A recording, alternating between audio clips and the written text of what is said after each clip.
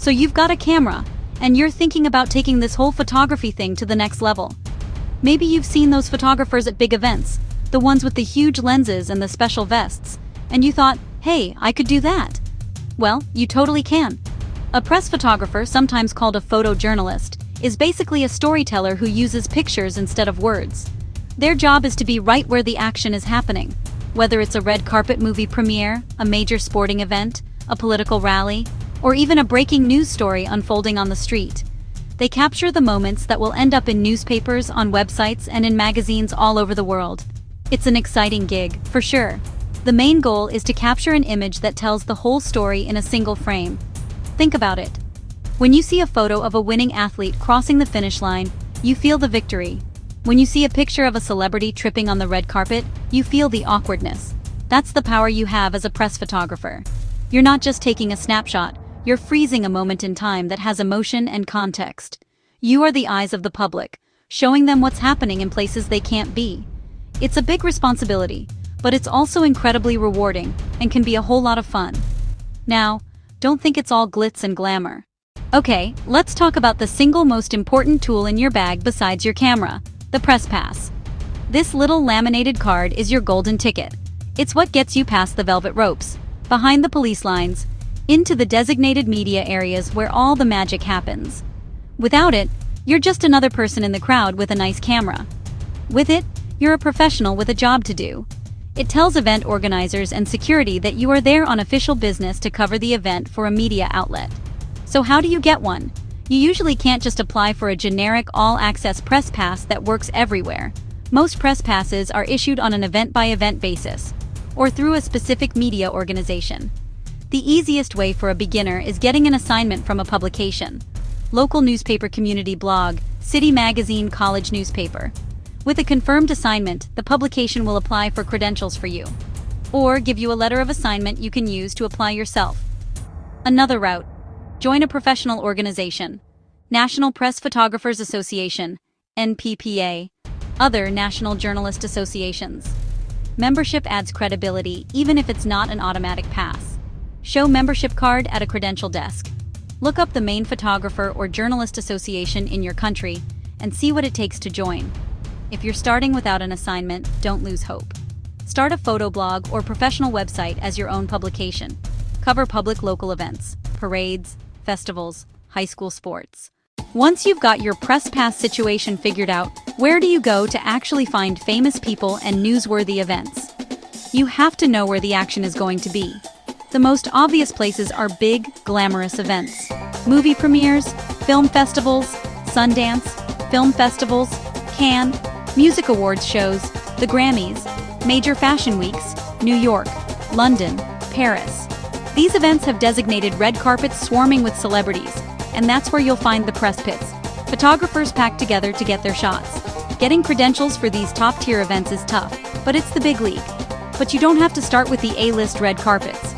There are plenty of other places to find celebrities. Think charity galas, fundraisers. Famous people often attend these events to support causes they care about. Look for major charity balls, golf tournaments, benefit concerts, big cities like Los Angeles, New York. Also, keep an eye on talk show schedules. The Tonight Show, Good Morning America. Photographers often wait outside the studio entrances to get shots of arrivals and departures. Beyond celebrities, press photography covers all kinds of news. Political events are a huge source of photo opportunities. Presidential campaigns, political rallies, town hall meetings, major press conferences at government buildings. Okay, so you're at the event, you've got your camera ready, and a celebrity is walking your way. What kind of photo do you take? Just getting a picture isn't enough. You need to get a picture that someone will actually pay for. The most valuable photos are the ones that have that little something extra. A simple, smiling posed shot is fine, but it's common. What really sells is emotion.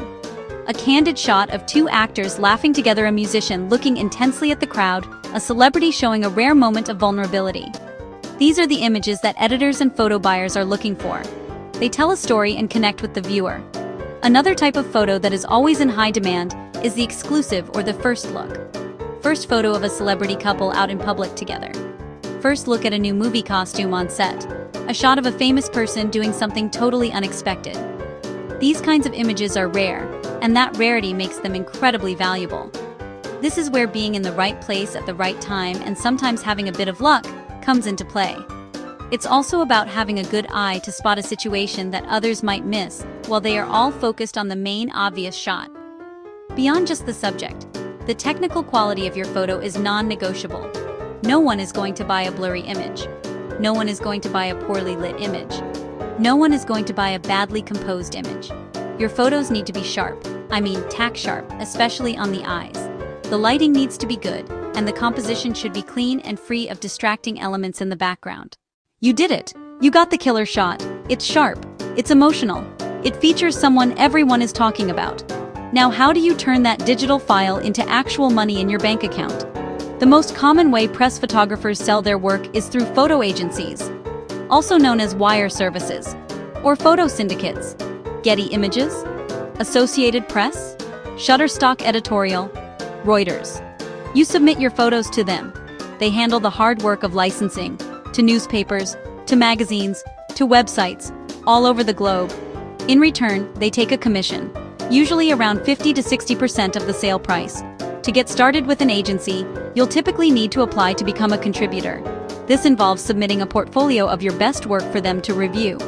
They are looking for high-quality images, relevant images, commercially viable images. If they accept you, you'll be able to upload your photos directly to their platform. When you upload, include detailed captions and keywords. This is super important. The caption should describe who is in the photo, what is happening, where it was taken, and the date. This metadata is how editors and photo buyers find your images in the agency database. If you capture a really hot, exclusive photo worth a lot, you might consider selling it directly to a publication. This can be more profitable. You cut out the middleman and keep 100% of the sale price. Contact the photo editor at a major entertainment magazine, like People, or a big online outlet, like TMZ. This is higher risk, higher reward.